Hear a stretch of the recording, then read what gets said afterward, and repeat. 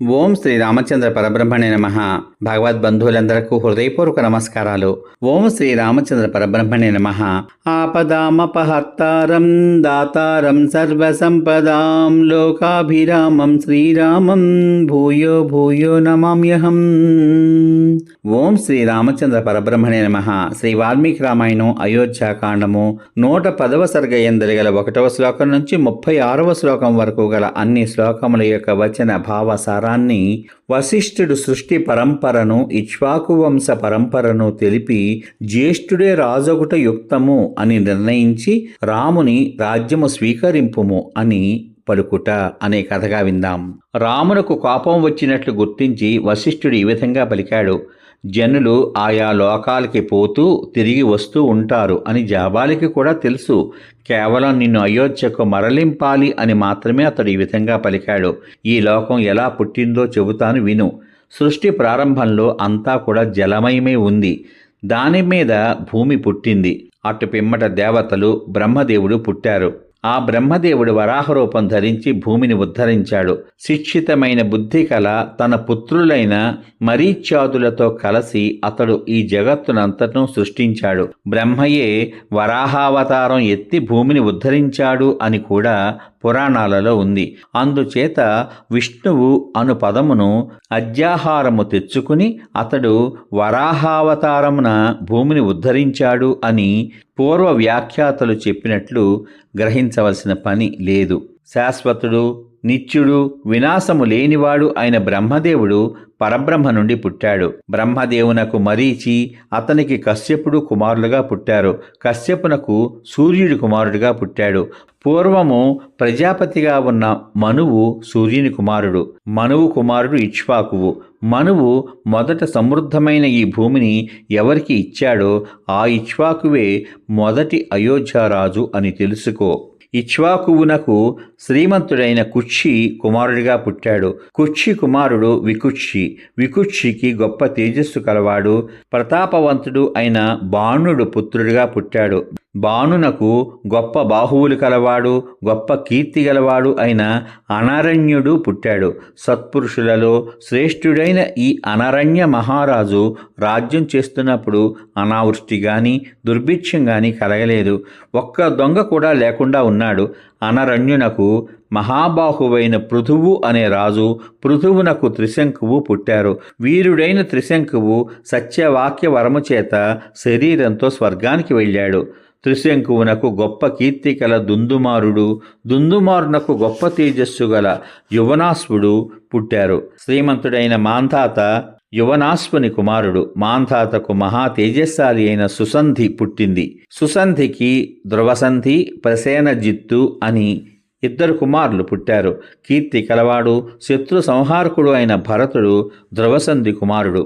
భరతునకు అసితుడు పుట్టాడు. అతనికి హయములు, తాళ జంఘములు, సూర్యులైన శశిబిందువులు అను రాజవంశీయులు శత్రువులయ్యారు. అసితుడు ఆ శత్రురాజులను అందరినీ ఎదిరించగా వారు అతన్ని తరిమివేశారు. అప్పుడు అతడు అందమైన పర్వతాన్ని ఆశ్రయించి అక్కడ మునివృత్తిని అవలంబించాడు. అసితుని 2 భార్యలు గర్భవతులై ఉన్నారు. వారిలో ఒక భార్య సవతి గర్భం నశించడానికై ఆమెకు విషం పెట్టింది. భృగు వంశమునకు చెందిన చవన మహర్షి హిమవత్ పర్వతంపై నివసిస్తున్నాడు. అసితుని భార్య అయిన కాళింది అతని దగ్గరికి వెళ్ళి నమస్కరించింది. పుత్రుడు జన్మించవలెను అనే వరం కోరుతున్న ఆమెను చూసి ఆ బ్రాహ్మణుడు ఈ విధంగా పలికాడు. ఓ దేవి, నీకు మహాత్ముడు, లోక ప్రసిద్ధుడు, ధార్మికుడు, ఉత్తమశీలుడు, వంశోద్ధారకుడు, శత్రు సంహారకుడు అయిన పుత్రుడు పుడతాడు.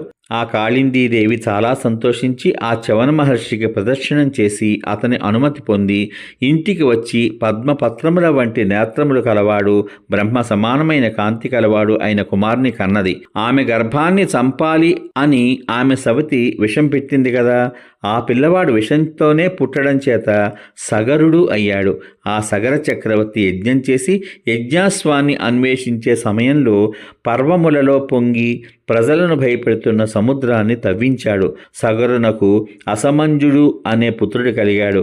అతడు పాపకర్మలు చేయడం చేత తండ్రి అతనిని జీవించి ఉండగానే పరిత్యజించాడు. అసమంజునకు పరాక్రమశాలి అయిన అంశుమంతుడు, అంశుమంతునకు దిలీపుడు, దిలీపునకు భగీరథుడు పుట్టారు. భగీరథునకు కుకుత్సుడు అనే పుత్రుడు పుట్టాడు. అతనిని బట్టే మీకు కాకుత్సులు అనే పేరు వచ్చింది. కకుత్సునకు రఘువు అనే పుత్రుడు పుట్టాడు. అతనిని బట్టియే మీకు రాఘవులు అనే పేరు వచ్చింది.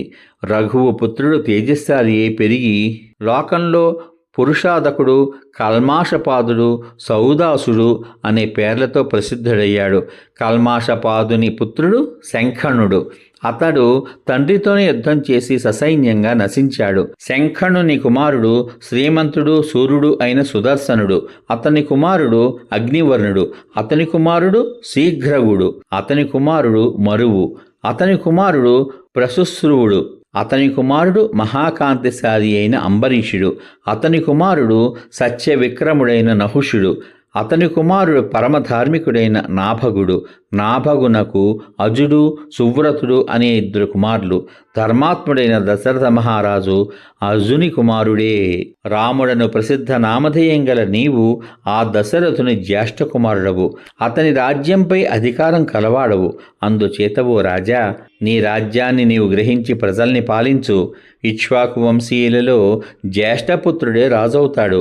జ్యేష్ఠుడు ఉండగా చిన్నవాడు రాజు కాడు. జ్యేష్ఠుడే రాజ్యాభిషిక్తుడవుతాడు. నీవు ఇప్పుడు అతి ప్రాచీనమైన రఘువంశీయుల ఆ కుల ధర్మాన్ని చేర్చవద్దు.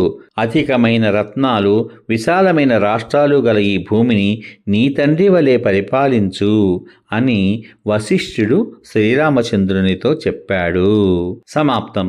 ఇంతవరకు మీరు శ్రీ వాల్మీకి రామాయణం అయోధ్యాకాండం 110వ సర్గ యందు గల 1వ శ్లోకం నుంచి 36వ శ్లోకం వరకు గల అన్ని శ్లోకముల యొక్క వచన భావ సారాన్ని వశిష్ఠుడు సృష్టి పరంపరను, ఇక్ష్వాకు వంశ పరంపరను తెలిపి జ్యేష్ఠుడే రాజొగుట యుక్తము అని నిర్ణయించి రాముని రాజ్యం స్వీకరించుము అని పలుకుట అనే కథగా విన్నారు.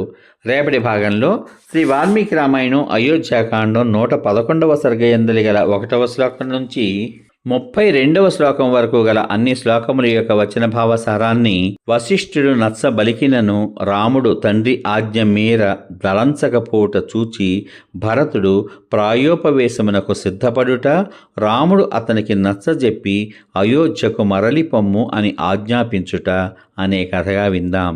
ఓం శ్రీ రామచంద్ర పరబ్రహ్మణే నమః.